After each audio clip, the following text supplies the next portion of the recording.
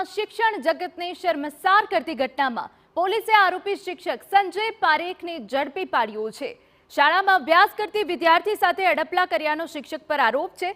અડપલાની ફરિયાદ બાદ પોલીસે આરોપી શિક્ષકને આણંદ જિલ્લાના ખોડલ ગામમાંથી ઝડપી પાડ્યો છે।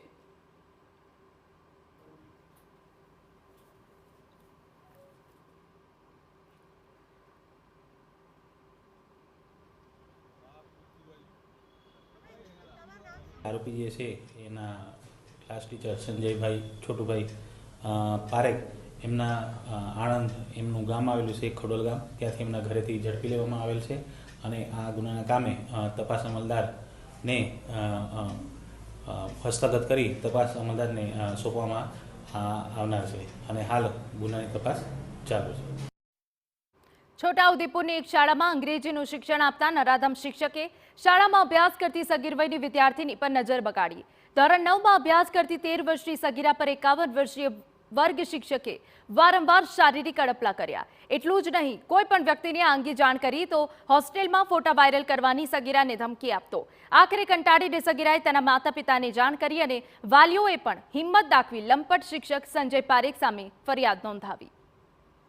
બીજાને વાત કરીશ તો હું તારે હોસ્ટેલે આ બધું કહી દઈશ એવું રીતે મને એ ડરાવતા હતા। એના કારણે હું કોઈને ના કીધું। જ્યારે બીજા દિવસે હું જ્યારે ત્યાં જે કીધું ત્યારે મને જ્યારે હું મીડિયાવાળાને એવું કીધું કે જાઉં મેં ત્યારે પોલીસ સ્ટેશને કમ્પ્લેન કરવા જાઉં તો પણ મને પકડી લીધી। કહેવાતા કાર્યકરો પોતાના સમાજની આબરૂ ના જાય અથવા તો પોતાના નગરની આબરૂ ના જાય અથવા તો સરકારી આ હાઈસ્કૂલની આબરૂ ના જાય એટલે દબાઈ દેવા માટે પ્રયત્ન ના થાય। અને એમને પણ કહું છું કે અમારી આદિવાસી નાની બાળા ઉપર જે હડપલા થયા છે એને દબાવવાનો મહેરબાની કરીને પ્રયત્ન નહીં કરતા।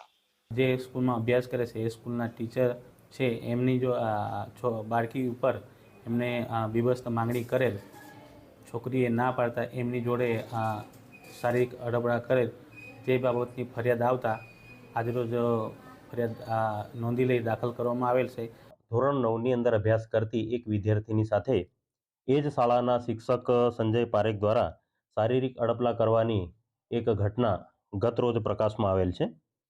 સદર સંદર્ભે અત્રેની કચેરી દ્વારા તપાસ સોંપી દેવામાં આવેલી છે અને તપાસનો વિગતવાર અહેવાલ હવેથી આગળની આનુષંગિક શિક્ષાત્મક કાર્યવાહી કરવામાં આવશે।